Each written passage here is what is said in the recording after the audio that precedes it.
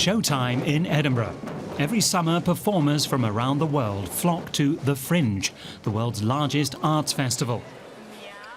For the Scots, it's a welcome distraction from their worries about Brexit. Though politics has a place here too, at least as parody. Well, Brexit, you know, if I'd been dealing with Brexit a long time ago, we would have been, Europe and the UK would have been separated a long time ago.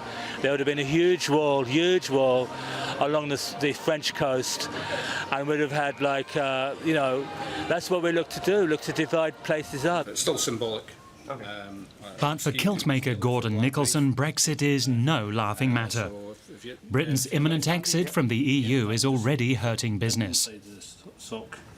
A complete outfit costs around £1,000. But now his clients are hesitant to place orders due to the ongoing uncertainty.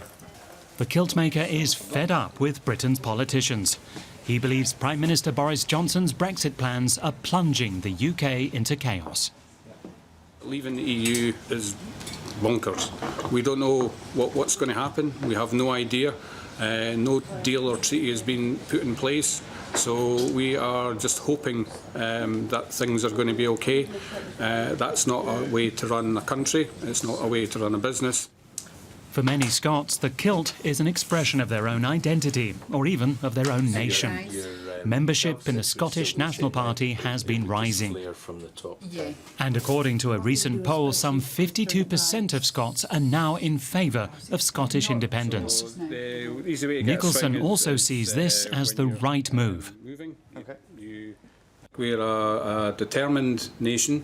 We have shown over the years that we are innovative, and if we went independent, that strength of character and strength of belief in what we can produce and believe in would certainly take us through the whole thing. While many Scots are turning their backs on Britain, this sentiment is especially strong in the Scottish capital. In the 2014 referendum on Scottish independence, some 2/3 of voters in Edinburgh voted to stay in the UK. But since the Brexit vote, the mood has changed dramatically. Well-educated young people in particular don't want to see their career paths blocked due to Brexit.